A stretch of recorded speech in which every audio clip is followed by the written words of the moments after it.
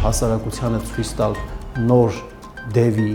նոր հրեշի, որի դեմ ինքը պայքարում է, հնարավոր է բռնազավթեն մայրաթոռը, ոստիկաններ կարգեն, պահակախմբեր դնեն այդպես։ Ուղղակիորեն Անկարայից եւ Բաքվից թելադրվող նաեւ օրակարգ է։ Տահական չէ, որ Սևանի մասին սկսեցին խոսել Ադրբեջանում։ Ադրբեջանցիների այսպես կոչված վերադարձին կամ գալուն ինչ ձևակերպում է տրվել։ Ինչի համար են գալու։ Աշխատանք չունեն, գալիս են աշխատեն։ Մենք տեսնում ենք ական, նռնակ, պայթուցիկ նյութ դրված մեր պետականության տակ։ Այս մարդը մեզ անձնական թշնամիներ է դարձել։ Բարև ձեզ, եթերում ուղիղ խոսքն է։ Այսօր խոսելու ենք եկեղեցի իշխանություն կոնֆլիկտի մասին։ Մեր հյուրն է Հայաքվե ազգային քաղաքացիական միավորման անդամ Մենուա Սողոմոնյանը։ Բարև ձեզ, պարոն Սողոմոնյան։ Բարև ձեզ, հարգելի Գայանե։ Շնորհակալ ենք հրավերն ընդունելու համար։ Շնորհակալ եմ, որ հրավիրել եք, առաջին անգամ եմ ձեզ մոտ։ Շնորհակալ եմ։ Պարոն Սողոմոնյան, նոյեմբերի 2-ին վեհափառի գահակալության տարեդարձի օրը ձերբակալվեցի նրա եղբայրն ու եղբորորդին։ Ըստ փաստաբանի, այստեղ հիմք չկա հանցագործության, պարզապես մատնության հիման վրա են ձերբակալվել եւ կալանավորվեցին սուտ մատնության, այո, հիման վրա եւ կալանավորվեցին 1 ամսով։ Սա ըստ էության եւս մեկ քայլ էր մոտենալու կաթողիկոսին։ Ձեր կարծիքով ո՞րն է լինելու այն կուլմինացիոն քայլը, հա? Հնարավոր է, որ կաթողիկոսին ձերբակալեն, օրինակ։ Հնարավոր է։ Հնարավոր է, որ ձերբակալեն, կալանավորեն, ամեն ինչ էլ հնարավոր է, կաթողիկոսին, եպիսկոպոսներին, հնարավոր է բռնազավթեն մայրաթոռը, ոստիկաններ կարգեն, պահակախմբեր դնեն այդպես։ Ամեն ինչ էլ հնարավոր է, ոչինչից այլևս զարմանալ պետք չէ։ Խայտարակություն է իհարկե այն ինչ որ հիմա տեղի է ունենում, խայտարակություն է առաջին հերթին իրավապահ համակարգի համար, որ մտնում են այդպիսի գործարքի մեջ քաղաքական իշխանության։ Այն դատախազի համար, որը որ միջնորդում է կալանքի միջնորդություն, կալանք կիրառել վեհափառ հայրապետի եղբոր նկատմամբ, եղբորորդու նկատմամբ վեհափառին ճնշելու համար։ Դրանով տվյալ դատախազը եւ այն դատավորը, որ բավարարում է այդ միջնորդությունը եւ տալիս է կալանքի որոշումը, դրանով եւ այդ դատախազը եւ այդ դատավորը իրենք պարզապես մասնակցում են քաղաքական գործընթացին, քաղաքականության են մասնակցում այդ դատախազը եւ այդ դատավորը, որովհետեւ մեծ խելք պետք չի ունենալ դիտելով անգամ այդ կադրերը եւ հասկանալ, որ այստեղ իսկապես առերևույթ, հա, այդ բառը ամեն դեպքում օգտագործենք, բայց առերևույթ սուտ մատնության հանգամանք է։ Ու այս հանցանքին փաստորեն մասնակից է դառնում նաև, դա էլ է շատ կարևոր ասել, Արամ Զավենի Սարգսյանը իր կուսակցությամբ հանդերձ,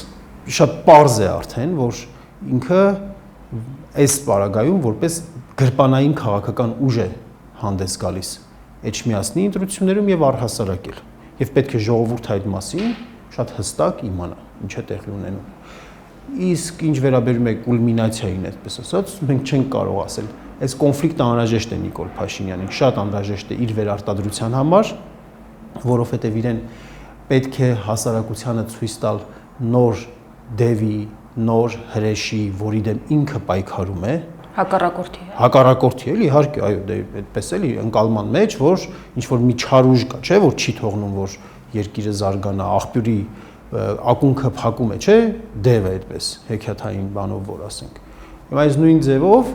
առաջ եթե այդ դևերը նախկիններն էին, որոնք չէին թողնում, որ երկիրը շունչ քաշին, ու ժամանակ առ ժամանակ էլի նախկինները վերադարձնում են իրենց դևի այդ կարգավիճակը։ Հիմա այս պահի դրությամբ ամենահզոր դևը եկեղեցին է, վեհափառն է, որը որ չի թողնում, որ այս երկիրը զարգանա, չի բարոյականությունը այդպես անկում հասած վիճակի մեջ են պահում եւ անհրաժեշտ է նրանց դեմ պայքարել, նրանց հաղթել, ու այդ հաղթելու process-ի մեջ նա ուժ է կիրառում, նա հանրությանն է ահաբեկում, հանրության մի հատվածին ստիպում է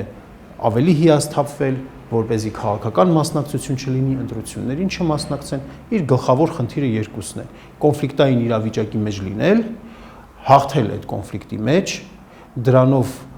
ցույց տալ իր ուժը,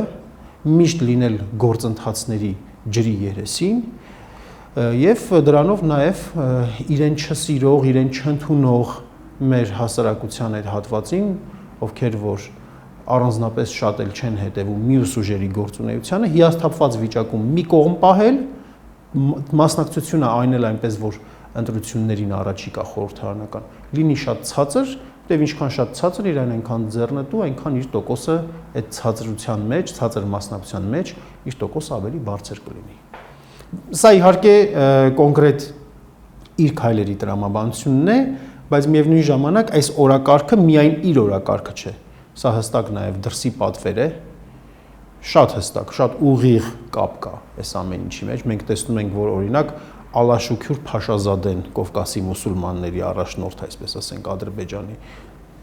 նրա պասերով է հաճախ տեղի ունենում։ Մենք տեսնում ենք, որ օրինակ այս կոնֆլիկտը սրվեց մայիսի 29-ին այն բանից հետո, երբ որ Վեհափար Հայրապետը Շվեյցարիայում մասնակցեց մի համաժողովի, որտեղ որ արծարծվում էր արցախցիների վերադարձի հարցը, Արցախի պատմամշակութային հուշարձանների պահպանման հարցը, այնպես որ սա ուղղակիորեն Անկարայից եւ Բաքվից թելադրվող նաեւ օրակարգ է եւ թավան է ժողովրդական լեզվով ասած Փաշինյանի վրա, որ խաղաղության գործընթացը կտանենք առաջ, խաղաղության իմիտացիան կանենք, եթե դու Հայաստանյա Ծառաքելական Սուրբ Եկեղեցին քանդես, որտեվ կարևորագույն մեր ազգային հիմնասյուն հանդիսացող ինքնության համար հիմնասյուն հանդիսացող կառույցը Հայաստանյա Ծառաքելական Սուրբ Եկեղեցին մեր հակառակորդ ուժերի, մեր արտաքին հակառակորդ ուժերի համար, նրանց համար շատ լուրջ խնդրեմ է, լուրջ գլխացավանք է։ Քանդվի հայոց ինքնության այդ հիմնասյունը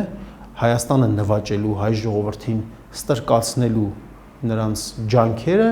նկրտումները իրականացվելու ավելի շատ շանսեր կունենան։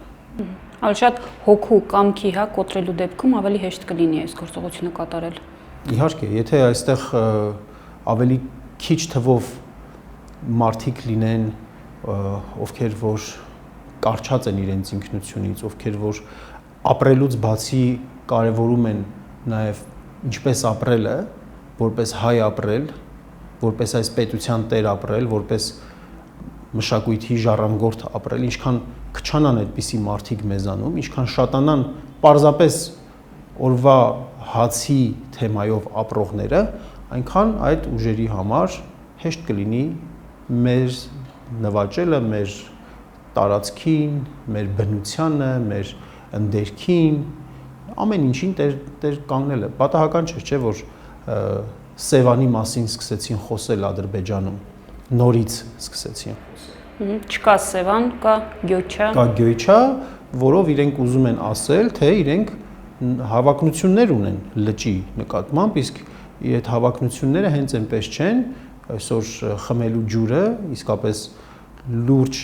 գործոն է աշխարհաքաղաքականության մեջ եւ պատահական չէ, որ Սևանին է անդրադարձը կատարվում, Սևանի նկատմամբ նկրտումներ են ձևակերպվում։ Այդ հայտարարության հետ նաև նշեց Ալիևը իր այդ բազմա ամպագորգոր հայտարարության մեջ թող հայ ժողովուրդը չվախենա, որ մենք կգանք մեր վերադարձով, մենք չենք գալու տանկերով, մենք գալու ենք մեքենաներով։ Շատ հետաքրքիր է Հայաստանի առաջին, երկրորդ դեմքերի պարզաբանումները, այս առումով ասում են, ինչ է, որ այնտեղ չկա ազատագրման ինչ որ վտանգի մասին, մարդիկ ասում են մեքենայով են գալու։ Սա ծաղր չէ հայ հասարակության հանդեպ։ Սա հենց թշնամու օրակարգի սպասարկում է, ինչ որ ուզում է թշնամին,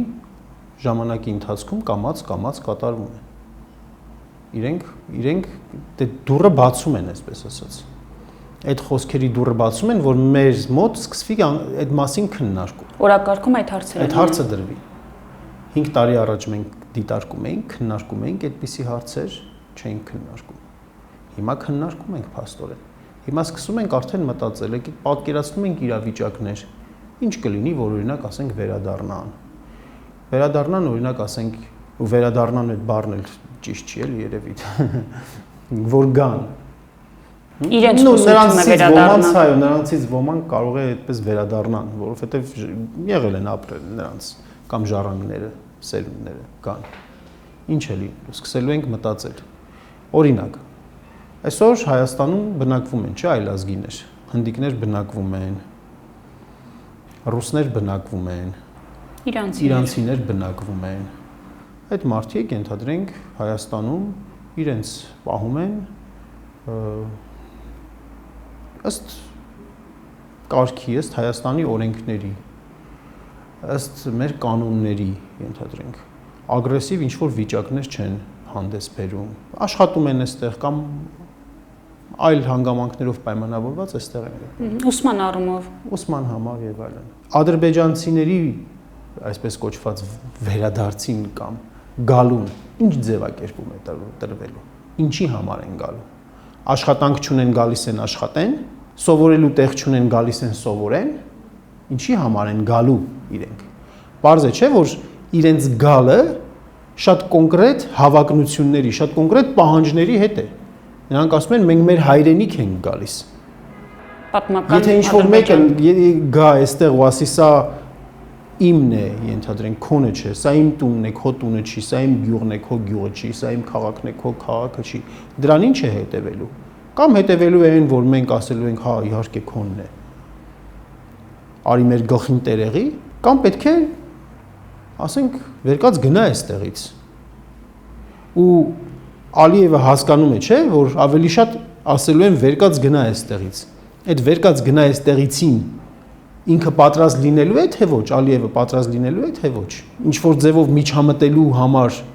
ռեսուրսներ կենտրոնացնելու է, թե ոչ։ Այսինքն մենք ինչ ենք տեսնում։ Մենք տեսնում ենք ական, նռնակ, պայթուցիկ նյութ դրված մեր պետականության տակ, դրված մեր ժողովրդի անվտանգության տակ։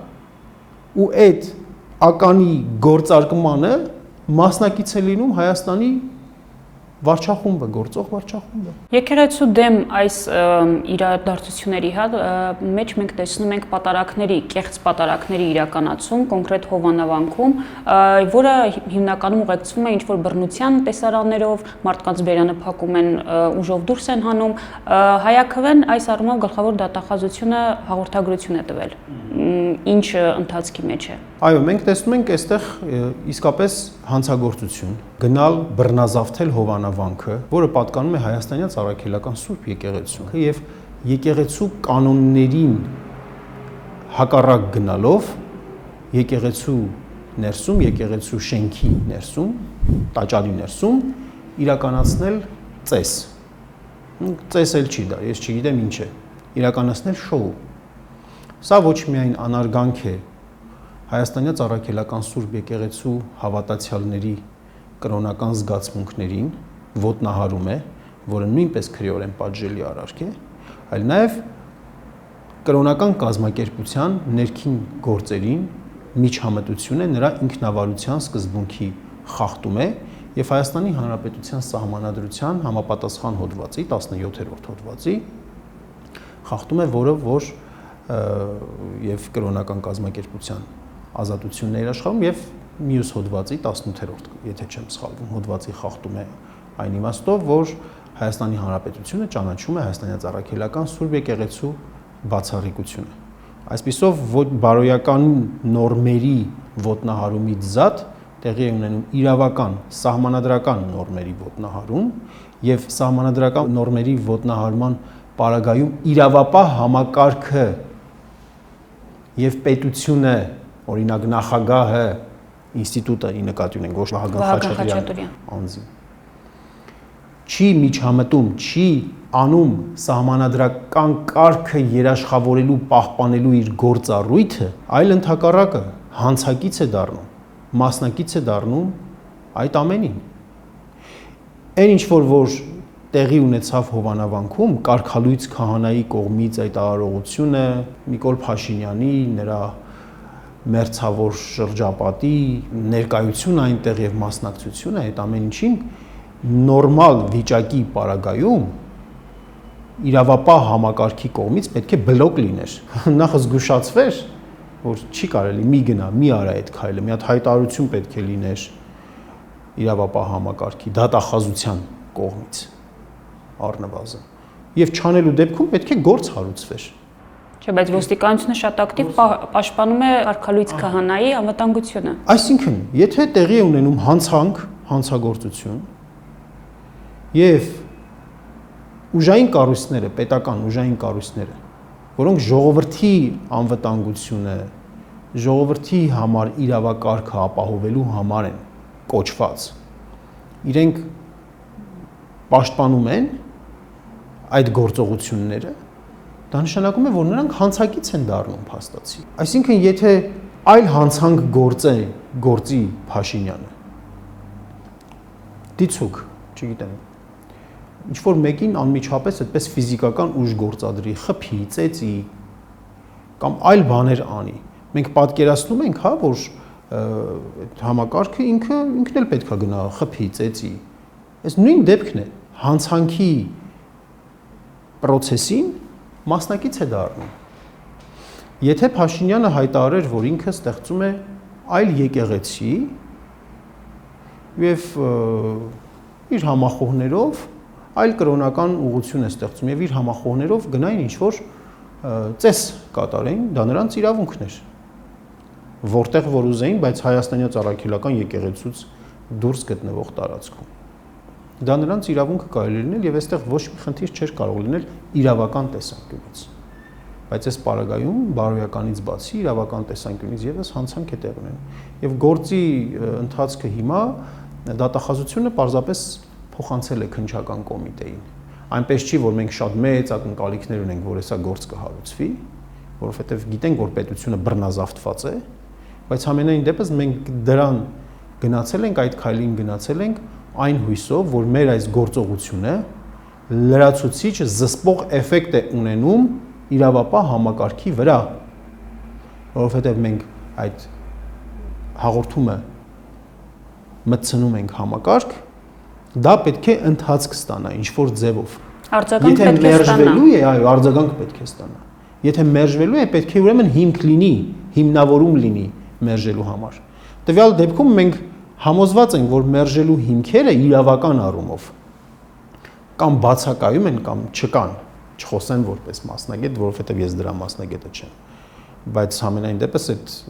ովքեր որ կազմել են, ովքեր որ մեզ խորհրդատվություն են տվել, որ մենք կազմել ենք այդ ամեն ինչը, այդտեղ մերժելու հիմքեր գրեթե չկան կամ չկան ընդհանրապես։ Եվ մերժողը, ով շինծու հիմնավորում է տալու, հասկանալի է, չէ, որ ինքը պատասխանատվություն է կրելու դրա համար։ Ու այսպիսի իրավիճակների մեջ է պետք դնել, այո, այդ համակարգին, որ իրենք էլ իրենց ներքին ալիքներով, ներքին հեռախոսներով, ուր որ պետք է հասցնեն, ասեն, լավ էլի մի արեք, մեզ եք դնում շատ վատ վիճակի մեջ, վաղը դուք իշխանությունից զրկվելու եք, գնալու եք, բայց մենք ձեր հանցանքը պարտակելու, ձեր գործած հանցանքին ընթացք չտալու համար ենթարկվելու ենք պատասխանատվության։ Սա է մեր քայլերը, որովհետև հանրային ընկալման մեջ հաճախ լավ չի ընկալվում։ Միևնույն է, գիտեք, որ ընթացք չեն տալու, ինչի եք այս ամեն ինչ անում։ Չէ, պետք է բոլոր սահմանադրական գործիքները օգտագործել, գործադրել ապօրինությունները, պղծությունները կանխելու համար։ Այս կեղծ պատարակները երկու անգամ կատարվեցին եւ երկուսն էլ Հովանավանքում։ Փաշինյանը հայտարարել է, որ մյուսը լինելու է Թալինի Սուրբ Աստվածածին եկեղեցում Տեր Թադեի մատուցմամբ, այսպես ասած։ Ձեր կարծիքով ինչու փոխվեց տեղը։ Փաշինյանն ուզում է ցույց տալ, որ այն process-ը, որ ինքը հիմա անում է, շարունակական բնույթ ունեցող գործընթաց է։ Տեղափոխեցին Թալին նաև այն պատճառով, որ Թալինը քաղաք է, քաղաքային բնակավայր է եւ մարդկանց ներկայություն ապահովելու հնարավորություններ մտածում են երևի, որ այնտեղ ավելի շատ կլինի, որովհետեւ մանավանդ այդ համայնքի ղեկավարը ՔՊԱ-ական է եւ ըստ էության գուցե ակնկալիքներ ունեն, որ այդ համայնքի ղեկավարը ռեսուրս գործադրելով հնարավոր է, որ այնտեղ մարդկանց մեծ քանակություն ապահովի։ Բացի դրանից, հիմա քանի որ Ստեփան Ասատրյանի կողմից արածի առնչությամբ հանրություն ասում է, որ նա կարգալույծ քահանա է եւ նա իրավունք չունի խորան բարձրանալու, լինելու ավանդատ տներում, եկեղեցու եւ այլն, հիմա գուցե դեռևս կարգալույծ չեղած, ես հուսով եմ, որ մինչեւ այո, ընթացքի մեջ է Տեր Թադեի կարգալույծ անելու գործընթացը։ Մինչեւ Կիրակի օրը նա կարգալույծ կլինի, որովհետև ակնհայտ դեմ է գնում եկեղեցու կարգին խախտում է եկեղեցու կարգը, հուսով եմ որ կլինի, բայց հաշվարկը Փաշինյանի հենց դրանում է կայանում, որ շարունակվի կոնֆլիկտային այս իրավիճակը, կոնֆլիկտային գործընթացը, անկախ ամեն ինչից էլի, անգամ մեր են քաղաքացիները, ովքեր որ կամ չեզոք վերաբերմունք ունեն Փաշինյանի նկատմամբ, կամ թեկուզ դրական վերաբերմունք ունեն, մի հատ իրենց հարց տան, հիմա այժմ հաշվի առնելով մեր տարածաշրջանի բարդ դրությունը, հաշվի առնելով մեր հարևան պետությունների, հատկապես Ադրբեջանի ագրեսիվ քաղաքականությունը մեր նկատմամբ, հաշվի առնելով մեր գլխին կախված սպառնալիքները եւ այլն, հաշվի առնելով մնացած բազմաթիվ խնդիրներ, որոնց լուծման համար ընդհակառակը մեզ պետք է միասնություն, համախմբվածություն, եղբայրության զգացում, այս ամեն ինչը հաշվի առնելով հիմա պատեհ ժամանակն է այս պայքարը եկեղեցու դեմ տանելու համար։ Ես նորից եմ ասում, իհարկե երբեք ու երբեք չի կարելի եկեղեցու դեմ քայլ անել, երբեք դա անբարոյականություն է, բայց ես ուզում եմ խոսել այն մեր քաղաքացիների համար, ովքեր որ հավատում են Փաշինյանին, ովքեր որ դեռևս լսում են նրա խոսացածին ուշք են դարձնում։ Ամեն ինչ մի կողմ թողնենք, ամեն ինչ մի կողմ թողնենք։ Հիմա ամենալավ ժամանակն է եւ բոլոր դարդերը թողած արդյոք ժամանակն է, որ դրանով պետք է զբաղվենք, հա մեր օրակարգի կարևոր հարցը պետք է դա դարձնենք։ Ինքնստինքյան դառնում է օրակարգ, որովհետև անընդհատ այդ թեման այսպես բանի մեջ է, հա, ընթացքի մեջ է, տեսագրություններ, ինչ որ չես հասկանում իրական է թե չէ, անընդհատ հայտարարություններ այս մասին, անընդհատ աշխարհիկ անունով դիմել կաթողիկոսին, սա նույնպես չէ, մարդկանց մեջ ենթագիտակցորեն ձևավորում է այդ օրակարգը։ Հիմա հենց դրա համար եմ հարցը բարձրացնում, որպեսզի պարզ լինի մեր քաղաքացիների, մեր հայրենակիցների համար, որ այնինչ կատարվում է այժմ եկեղեցու դեմ, այս արշավը Փաշինյանը որ անում է եկեղեցու դեմ, դա իրենց շահերից, իրենց ցավ ու դարդից բխող գործողություններ չեն, ընդհակառակը, քանի որ իրենց խնդիրները գլոբալ չեն լուծվում, քանի որ թոշակառուները 500-2000 թոշակառուները Հայաստանում այսօր ապրում են շատ ավելի վատ, քան 2018 թվականին, քանի որ կրթության վիճակը այսօր շատ ավելի վատ է, քան 2018 թվականին դրությամբ, քանի որ հանցագործությունների թիվը այսօր շատ ավելի շատ է աճել, քան Փաշինյանի կառավարումից առաջ եւ բազմաթիվ այսպիսի օրինակներ, համեմատություններ հաշվի առնելով, պետք է մեր հայրենակիցները գիտակցեն, որ այս մարդը ընդհանրապես կառավարելու, իշխելու համար է եկել, չի եկել մեր մատից փուշ հանելու համար, չի եկել մեր դարդին դարման անելու համար, ինքը եկել է մեր վրա իշխելու համար, մեզ մեր հակառակորդ ուժային կենտրոններին ենթարկելու, ստրկացնելու համար, մեզանում նրանց օրակարգերը առաջ տանելու համար եւ դա անելու համար ստեղծում է այսպիսի արհեստական օրակարգեր ու արհեստական կոնֆլիկտներ մեզ անընդհատ մոլորեցնելով եւ տրամադրելով իրար դեմ, մեզ թշնամացնում է իրար դեմ։ Մեր ընտանիքների ներսում, բարեկամությունների ներսում է թշնամություններ տեղի ունենում։ Իրար հետ այլևս մարդիկ չեն խոսում, չեն զանգում, իրար ծնունդ չեն շնորհավորում, իրար նոր տարի չեն շնորհավորում, իրար արարողությունների չեն գնում, չեն մասնակցում։ Այս մարդը մեզ անձնական թշնամիներ է դարձրել։ Ինչու մինչև այդ չկար այդպիսի երևույթ։ Սա պետք է մի հատ այդպես, մի հատ խորքից նայենք ու վերաիմաստավորենք։ Նպատակներից մեկն է նաև վերընտրվելը 2026 թվականին այս իշխանության։ Այո։ Տեսեք, Հայաքվե հիմնականում լուծումներից մեկը առաջարկում է արտախորհրդարանական, այս ուժերի միավորումը, բայց միավորումը պետք է հանդես գա միասնական ինչ-որ տեխնացուով, չէ՞, պետք է մեկը լինի, որին առաջարկվի որպես տեխնացու։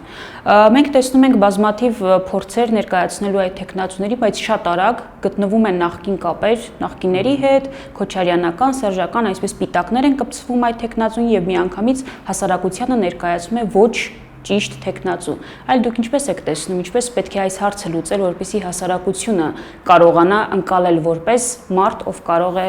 ընտրվել որպես վարչապետ։ Ամենասուրբ մարդն էլ հիմա որ գա եւ հայտ ներկայացնի առաջնորդության, CVKM-ը, Արարատ Նյուզը, այդպիսի կուսակցական տարբեր կամ անձերի պատկանող լրատվամիջոցներ մարդկանց մոլորեցնելու են ինչ-որ անուղագի դրվագներ, անուղագի ինչ-որ կապեր, ինչ-որ փաստեր, կեղծ կամ կիսաճշմարիտ կապելով տվյալ ամենասուրբ մարդու հետ եւ նրան ներկայացնելու որպես նախկինների ծոցից դուրս եկած, որպես օրինակ KGB-ի գործակալ, Մոսկվայի չգիտեմ ինչ եւ այլն ագենտ անելու են բնականաբար։ Չմտածեք, որ որևիցե լուրջ ընդդիմադիր հայտ ներկայացնող գործչի վրա հարձակում չի լինելու։ Այսօր ով որ գլուխ բարձրացնում է, անում են։ Հայաքվեին էլ են պիտակավորում, Սերժի հետ է կապված, Քոչարյանի հետ է կապված եւ այլն, դա մեզ համար այլևս նորմալ իրերի ընթացք է։ Բայց միավորման գործընթացի մեջ առաջնահերթ հարցը չպետք է դնել, թե ով է լինելու ղեկավարը։ Միավորված այդ պլատֆորմի ղեկավարը ով է լինելու։ Դա շատ այս պահին ոչ ճիշտ հարց է եւ միավորումը բացառող հարց է։ Անձով չպետք է լինի միավորումը։ Միավորումը պետք է լինի առաջին հերթին պահանջարկը հաշվի առնելով։ Այսօր մեր հասարակությունը պահանջում է դա։ Մենք որ հայտարարել ենք, որ պետք է արտախորհրդարանական դաշտում միավորում լինի, դա ոչ թե մենք այդպես ենք կարծում, ոչ միայն այդպես ենք մենք կարծում դրա համար ենք հայտարարել, այլ մենք դա հայտարարել ենք չափելով մարդկանց տրամադրությունները։ Չափելն էլ պրոֆեսիոնալ գործիքներով ենք չափել, չենք դուրս եկել ուղղակի այդպես հարցումներ արել միկրոֆոնով պատահական անցորդներից եւ այդպես իմացել։ Մենք պրոֆեսիոնալ գործիքներով չափել ենք եւ զրուցել ենք նաեւ հասարակությունը ավելի լավ ճանաչող մարդկանց հետ եւ մենք հասկացել ենք, որ արտախորհրդարանական դաշտում ազգային եւ արդյունավետ ուժերի միավորումը հանրային պահանջ է։ Հանրային պահանջ է պետության կործանումը կանխելու համար։ Հանրային պահանջ է չկողմնորոշված մեր հայրենակիցների քաղաքական մասնակցությունը ապահովելու համար։ Հանրային պահանջ է առաջիկա ընտրություններին բարձր մասնակցություն ապահովելու համար։ Եթե այդ միավորումը տեղի ունենում է եւ ստեղծվում է կարող ուժ, որ իրենից ուժ է ներկայացնում, այդ ժամանակ բարձր մասնակցության շանսերը ավելի շատանում են։ Մասնակցությունը ինչքան բարձր է լինում, այնքան Փաշինյանը տուժում է։ Ինչքան ցածր է լինում, այնքան Փաշինյանը շահում է։ Այս գիտակցումը պետք է լինի միավորման առանցքը եւ բնականաբար արժեքային ու քաղաքական դիրքորոշումները տարբեր հարցերի շուրջ, անվտանգությունը ապահովելու հարցի շուրջ, սոցիալ-տնտեսական վիճակը բարելավելու հարցի շուրջ, կրթության, գիտության, մշակույթի վիճակը բարելավելու հարցի շուրջ, Արցախի հարցի շուրջ եւ այլն, եթե իրար նման մոտ դիրքորոշումով խոսող ուժեր կան, ապա իմաստը ո՞րն է, որ այդ ուժերը առանձին գնան։ Եթե նրանք իրենց գործունեության մեջ միավորվելով սիներգիա են տալիս եւ ուժ են դառնում, ապա իմաստը ո՞րն է, որ նրանք առանձին գնան եւ փոշիացնեն։ Հենց սա է օրակարգը, որ պետք է միավորվել իրար հետ, շատ այսօր խնդիրներ կան որոնք լուծելու համար միավորված ուժը ավելի արդյունավետ է, իսկ ցուցակ կազմելը, առաջնորդը հռչակելը, սա ավելի երկրորդական, երրորդական հարց է։ Եվ ինչքան որ համագործակցեն, ինչքան որ հողի վրա իրար հետ կապ ունենան, իրար շատ տեսնեն, ամեն մեկ իր պղպջակից դուրս գա եւ իրար հետ ինչ որ մի գործ անեն համատեղ, այնքան առաջնորդի ով լինելու հարցը շատ ավելի հեշտ լուծում կստանա եւ շատ ավելի համաձայնություն կապահովի իր շուրջը։ Իսկ կամք կա միավորվելու այդ ուժերի կողմից այս փուլում տեսնում եք այդպիսի հնարավորություն։ Այո, մենք տեսնում ենք համենայն դեպս բանավոր խոսքերի մեջ, դիրքորոշումների մեջ, որ տարբեր ուժեր դրական վերաբերմունք են ցուցաբերում այդ գաղափարին եւ ես նաեւ շատ շնորհակալ կլինեմ, որ դուք այդ մյուս ուժերի հետ էլ խոսեք, նրանց դրդապատճառները, շահագրգռություններն էլ կարողանանք հասկանալ։ Այո, Աստծուն փառք, այս պահի դրությամբ մենք որոշ հուսադրող շատ զգուշավոր հուսադրող վիճակներ ունենք եւ մենք անելու ենք ամեն ինչ, որպեսզի այդ միավորումը տեղի ունենա։ Դա շատ կարեւոր է, շատ էական է, որովհետեւ եթե տեղի չունեցավ, մեր հայրենակիցները ինչքան քիչ մասնակցեն,